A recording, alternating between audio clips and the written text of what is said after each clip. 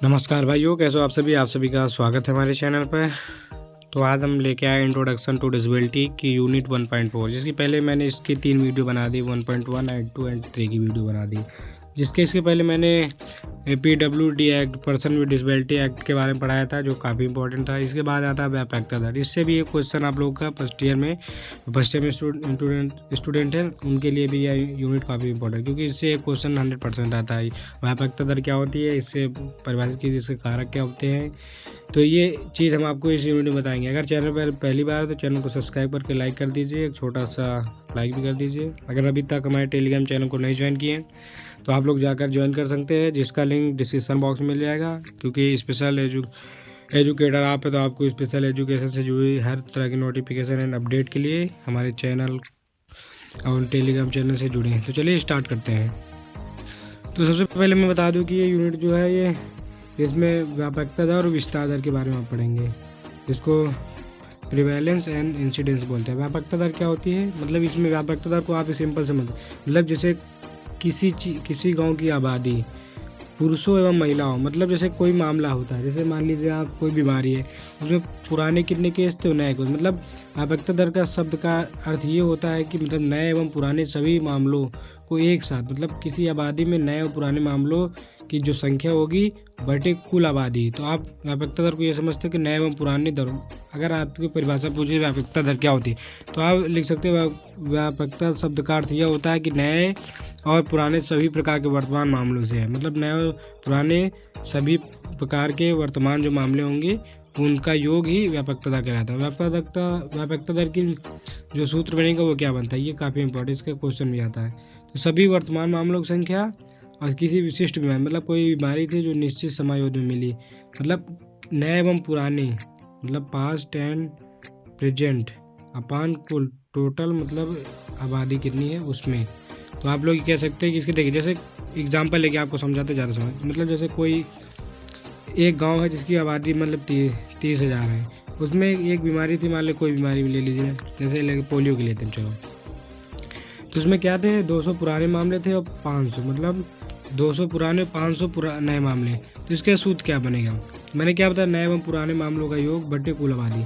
तो 200 + 500 अपान 30,000 × 100, ये फार्मूला होता है। व्यापकता दर क्या होता है, मतलब पुराने प्लस नए बटे कुल आबादी × 100, ये आपका व्यापकता दर का फार्मूला होता है। तो आप लोग देख सकते हो 200 + 500 अपान 30,000 × 100, तो ये व्यापकता दर का फार्मूला है। ये काफ़ी इंपॉर्टेंट, तो ये जरूर पूछा जाता है। अगर विस्तार दर बोलते हैं, जिसको इंसिडेंस बोलते हैं, इंसिडेंस, तो इसमें क्या होता है, एक विशिष्ट समय, मतलब कोई एक विशिष्ट समय है जिसमें जनसंख्या में जितने मामले आते हैं उनको विस्तार, मतलब कोई एक मतलब समय जैसे चल रहा है उसमें देखते हैं कि इसमें कितने मामले आए, तो उनको हम विस्तार दर बोलते हैं। अर्थात जैसे कोई एक आबादी वाला क्षेत्र है, उसमें देखा कि नए मामले कितने आए, तो ये विस्तार दर होता है कि मतलब कितना विस्तार हुआ। आप ये सिंपल बोल सकते हैं, जैसे क्या था आपके गाँव पहले गवर्नमेंट जैसे 3 लोग जॉब पाए, उसके बाद अब कितने हो गए 30, तो क्या आपका विस्तार हुआ ना। तो ये जो संख्या बढ़ी, इसको विस्तार दर बोलते हैं। तो ये तो जल्दी नहीं पूछा जाता, ज़्यादा तो आपका व्यापकता दर पूछा जाता है। तो इसका जो फार्मूला होगा ये आप लोग देख सकते हैं विस्तार दर का। तो दिए गए समय अवधि में विशिष्ट बीमारी में नए मामलों की संख्या बटे आबादी × 100 × 1000 होता है ये। तो इसमें व्यापकता दर में 100 गुणे होता है, इसमें 1000 होता है। तो आप लोग ये कोई इंपॉर्टेंट उतना नहीं, लेकिन आप लोग देख सकते हैं। अगर इसकी हम बात करते हैं व्यापकता दर और विस्तार दर, अगर हम पूछते हैं कि इसको व्यापकता दर होता है जो विस्तार दर को कौन कौन से कारक होते हैं जो प्रभावित करनी, ये पूछा जाता है कभी कभी कि कारक बताइए कौन कौन से कारण है जो व्यापकता दर एवं विस्तार दर को प्रभावित करते हैं।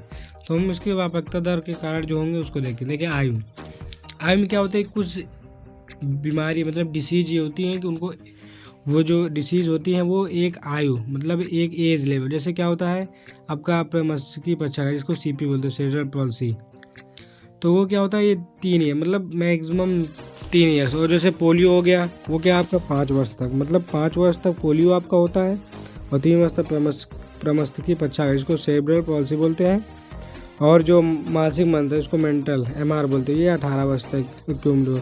और जो दृष्टि जो मतलब देखने की समस्या होती है, ये तो आजीवन मतलब ये किसी भी जीवन के किसी भी क्षण में आपको हो सकती है। जैसे आप लोगों ने देखा होगा कि कोई आंटी बढ़िया थी, वो फिर देखा वो 40-45 वर्ष की होगी, उसके बाद उसकी आँख की रोशनी चली गई। तो क्या होता है कि ये हमेशा चलती है, कुछ के किसी बीमारी की वजह से चली जाती है, तो ये जो होता है आजीवन चलने वाली होती है। अगर हम बात लिंग, तो क्या होता है जैसे कुछ बीमारी होती है, जैसे बच्चों में कम लड़कियों में जाते हैं, लड़कियों में कम लड़कों में ज़्यादा होती है। तो ये क्या होता है लिंग मतलब इस पर भी प्रभावित करता है। जैसे मान लीजिए मांसपेशी क्षरण जो होता है लड़कों में ज़्यादा पाया जाता है, जो हेमोफिलिया होता है वो लड़कियों के अपेक्षा लड़कों में। तो जो मतलब लड़के मतलब आप देखते हैं जेंडर वाइज जो बीमारी होती है कुछ लड़कों में ज़्यादा पाई जाती है। तो ये क्या होती है लिंग इसका इस पर भी निर्भर करता है। दूसरा क्या है सामाजिक स्तर।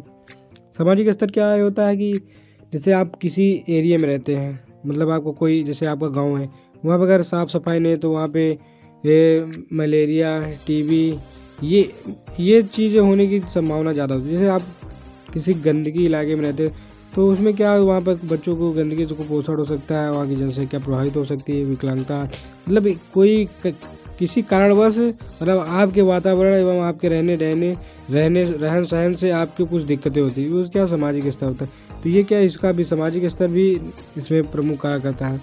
जैसे धार्मिक कारक क्या होता है, अगर धार्मिक कारक की हम बात करते हैं, धार्मिक कारक में क्या होता है जैसे कुछ चीज़ें क्या होती हैं, यह व्यापकता में विस्तार को पारित करने के लिए कुछ धार्मिक स्तर का भी स्थान होता है। जैसे क्या होता है मुस्लिम समुदाय में विकलांगता अन्य अपेक्षा ज़्यादा मतलब क्या मुस्लिम मतलब दे सकते तो मुस्लिम समुदाय में जो होती है वो विकलांगता ज़्यादातर पाई जाती है।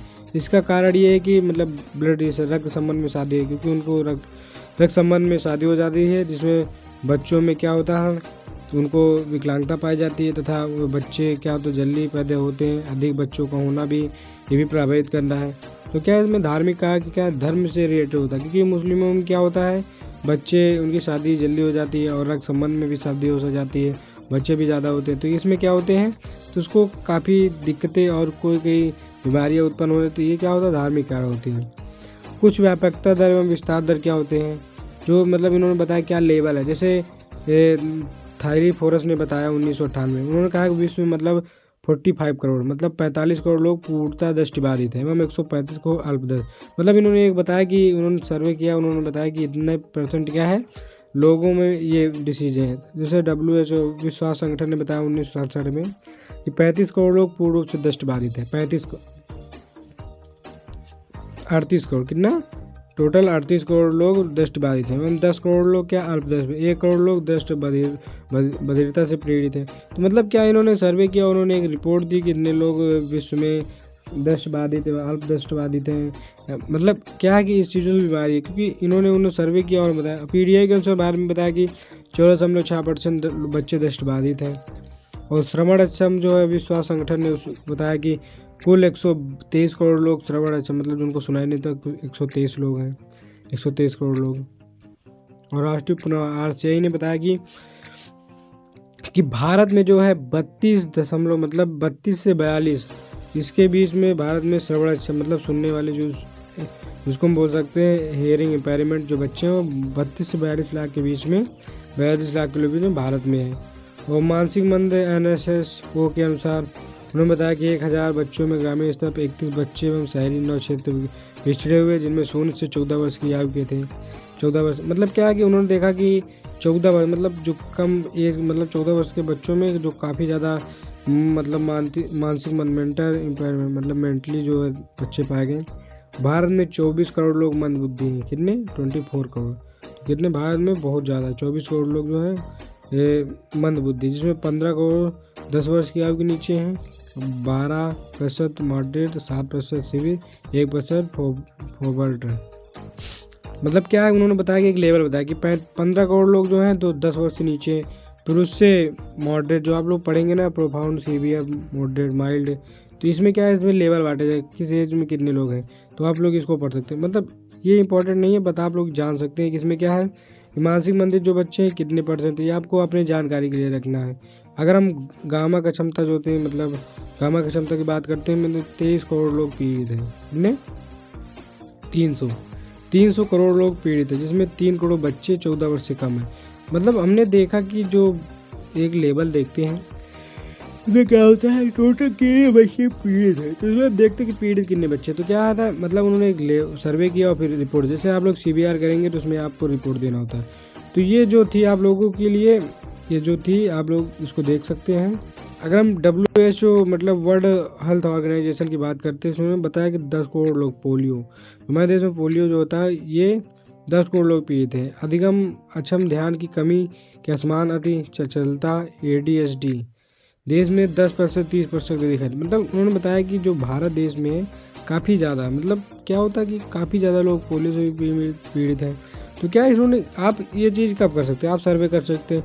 तो इसमें जो क्या कितनी, इसमें देखिए आपको यूनिट में बता दूं कि क्या इसमें क्या व्यापकता दर की डिफिनीशन और उसका सूत्र क्या होता है, उसको प्रभावित करने वाले कारक, ये ज़्यादा इंपॉर्टेंट। बाकी ये चीज़ तो आप अपनी जानकारी के लिए। इसके बाद आएगा यूनिट 1.5 जिसकी वीडियो जल्दी बनेगी। इसमें क्या social and educational need two of children with, मतलब क्या सामाजिक, मतलब दिव्यांग बच्चों के सामाजिक स्तर उनकी क्या आवश्यकता होती है, ये चीज़ों को हम पढ़ेंगे। तो आप लोग ही रोज़ाना ये 10-10 15-15 मिनट की वीडियो देखिए, उसके बाद आप 1-2 बार देखने के बाद उसके बाद आप खुद से नोट्स बनाइए, जिससे आपको काफ़ी ज़्यादा पैसा है। क्योंकि देख रहे हो आप आजकल बच्चे के बैग ज़्यादा लग रही, तो आप लोग रोज़ाना 10-15 मिनट की वीडियो देखिए। आप लोग आलस बिल्कुल न करें, आलस करने से आप लोग इकट्ठे, आपको अभी आप रोज़ाना एक यूनिट की वीडियो देखते रहेंगे तो आपको आगे चल के दिक्कत नहीं होगी। वो खुद से नोट्स बना लो तो एक बार देखो कि तैयार हो जाएगा। तो 1.4 की यूनिट समाप्त होती है यहीं पर। तो चलिए मिलते हैं अपने नेक्स्ट वीडियो में, तब तक सभी भाइयों को राम राम। और 1.5 की यूनिट की वीडियो जल्द बन के आएगी, ठीक। तो अगर टेलीग्राम चैनल से नहीं जुड़े तो लिंक डिस्क्रिप्शन बॉक्स में मिल जाएगा, जाकर ज्वाइन कर लीजिए।